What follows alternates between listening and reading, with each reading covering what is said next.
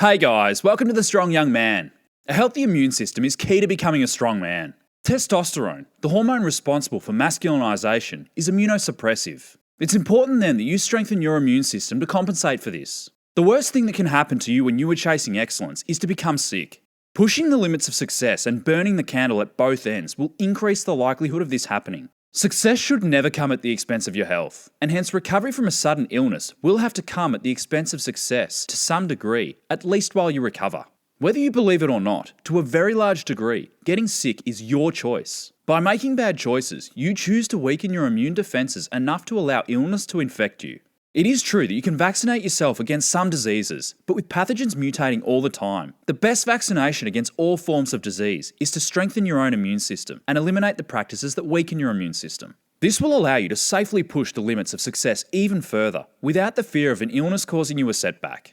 Preventing the illness before it infects you is infinitely better than curing the illness. Having said this, today's episode is also going to show you how to swiftly remedy an illness should you have a momentary lapse in your immune defenses. This will allow you to get back to chasing excellence as soon as possible if this happens. In addition, the practices outlined in today's episode will also improve your autoimmune issues that you might have.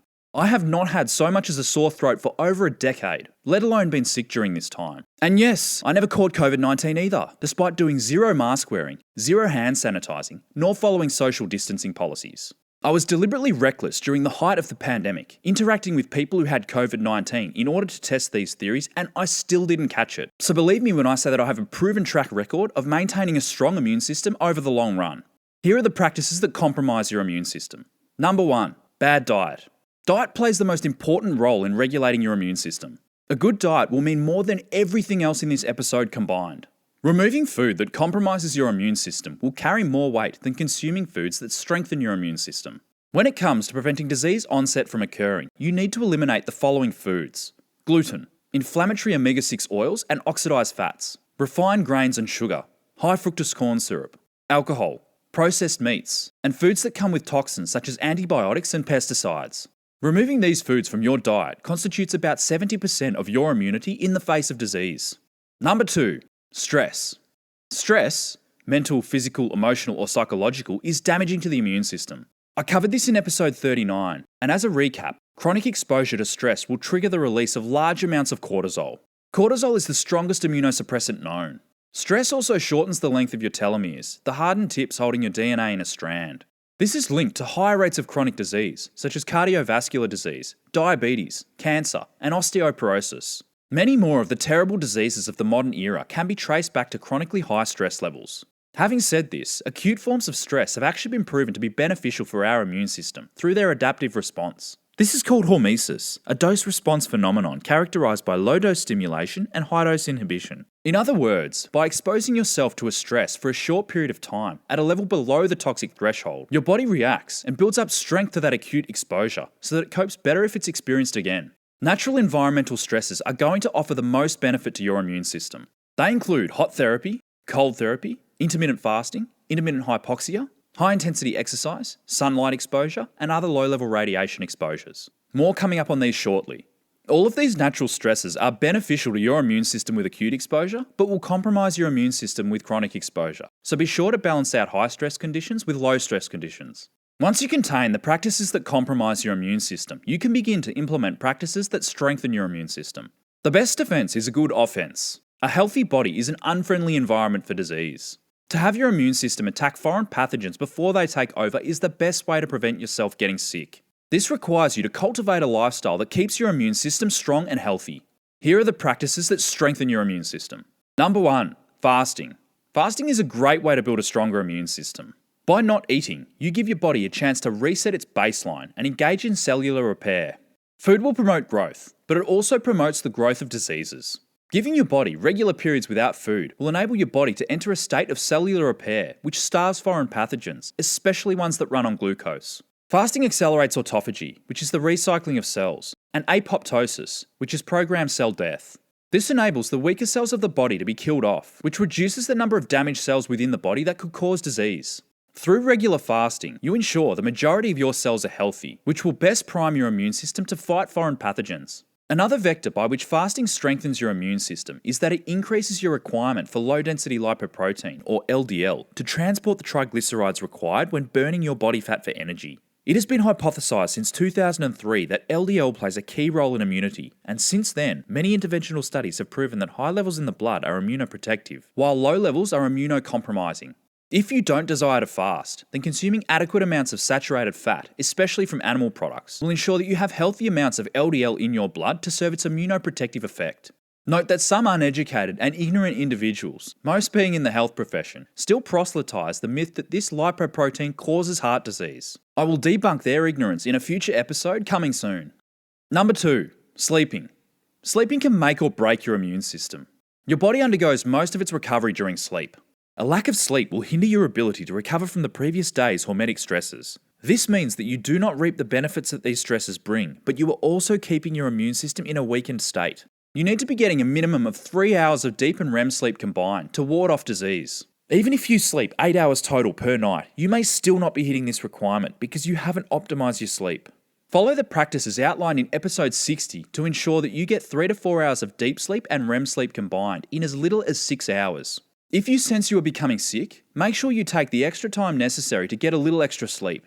A small amount of time lost due to sleeping can save you an entire week of reduced productivity due to an illness. Nip the illness in the bud early. Number 3. Hot and cold therapy.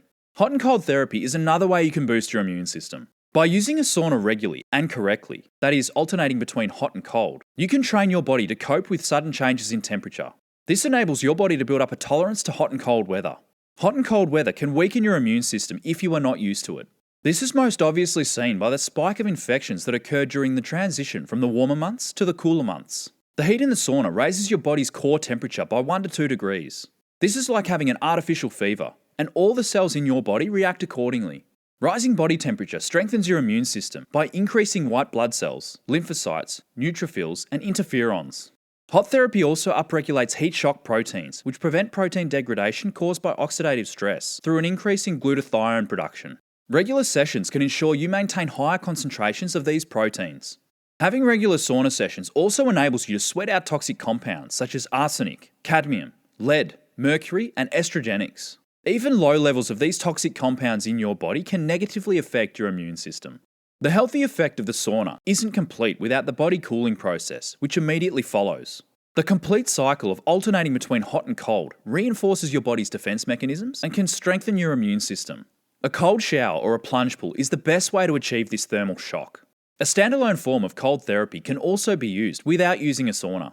This is called cryotherapy, where you're exposed to extreme cold for a few minutes. This exposure activates brown adipose tissue, increasing mitochondrial function and increasing your body temperature. All of this contributes to a more robust immune system through the adaptive response to stress. Number 4. Exercise. It's common knowledge that exercise is good for immunity. Exercise improves immune cell production. It also protects against metabolic disease that damages our immune system. Exercise exposes our body to stress that weakens our immune system temporarily. During recovery, our immune system overcompensates and becomes stronger. It is important to allow sufficient recovery periods between high-intensity exercise. Without the proper recovery, your immune system will never get the chance to adapt. Again, exercise is beneficial with acute exposure, but is detrimental with excessive exposure. Finally, if you are sick, do not exercise. You will only further compromise your immune system. Listen to your body and rest. This allows your body to channel all of its energy into recovering from the illness, rather than diverting energy into cellular repair and recovery required after high-intensity exercise. Number 5. Vitamin D. Vitamin D is responsible for the regulation of immune system function. Sunlight provides the body with a healthy amount of UVB radiation that enables the body to make vitamin D from the cholesterol within the skin. Low vitamin D is associated with frequent illnesses, including colds and influenza. It's no coincidence that increased rates of infection come about in winter, where we receive less sun exposure. Given the modern indoor lifestyle of humans, I recommend vitamin D supplementation. I have healthy and stable blood serum concentrations of vitamin D when I consume 15,000 IUs per day in winter, 10,000 IUs per day in autumn and spring, and 5,000 IUs per day in summer. If I spend significant time out in the sun, I subtract 5,000 IUs from the next morning's dose. Your prescription will vary depending on a variety of factors such as sun exposure, season, location, skin type, and use of skin products. An interesting point to note is that your immune system helps regulate the destruction of cancerous cells. This process is happening within you right now. Cells are constantly mutating into destructive single-celled organisms that can take over your body if they are allowed to multiply uncontrollably. Your immune system is responsible for fighting this, and a weakened immune system over time will almost certainly result in the development of cancer. Cancer is within us at all times, and it will take over your body when your immune system is sufficiently suppressed. Cancer is far more common than most people believe. Most people who die from causes other than cancer die with cancer before it's become terminal. They are living with these growths unknowingly, and they die before the cancer takes their body hostage. They succumb to any number of multiple underlying diseases caused by a weakened immune system. This is why it's important for you to maintain a strong immune system. If you rarely get sick, then this is a good sign that you have a strong immune system. So what should you do if you become sick? To eat when you are sick is to feed your sickness, Hippocrates. The worst thing that you can do when sick is to eat large volumes of food. Research has shown that during the first few days of an illness, your appetite naturally decreases. A protein called interleukin-18, a cytokine that is elevated during periods of illness, infection, and virus fighting, causes a reduction in your appetite. It's the body's natural response to fighting off infection, and you should listen to the message that it sends you. Some animals innately won't eat when sick. We see this with dogs and insects. Unfortunately, humans continue to misunderstand that the human body is extremely capable of healing itself. It's how we survived in hard times with no food. Eating large volumes of food when sick hinders your recovery. Digestion also takes energy away from the body, which would be better spent fighting the infection. Lean in the other direction when sick. Performing a 23-hour fast can be a circuit breaker for the illness before it's fully allowed to develop. This is what I do when I get the feeling that I could become sick, or that I've been exposed to someone who is sick, and it has never let me down. Some viruses actually thrive on no food, so be sure to listen to what your body is telling you. Feed a cold, starve a fever is an adage that's been around for centuries. If you are starving when sick, then feed your body with nutritious food. Don't feed it with crap. Let food be thy medicine, and medicine be thy food. Hippocrates. If you are going to eat when sick, consume very low-carb, high-fat, nutrient-dense foods. Bacteria feed off sugar, so limiting your carbs will yield the most benefit. A great meal to consume when sick is bone broth. Consume plenty of warm herbal teas, such as lemon and ginger, chamomile, and peppermint. Spicy foods can also be great if you have congestion, but not if you have an upset stomach. Alcohol and dairy should be avoided when sick too. Thanks for watching today's episode. In episode 65, I'll talk about how to retain a quality woman. Subscribe and hit the bell icon to be notified when it drops. Catch you then.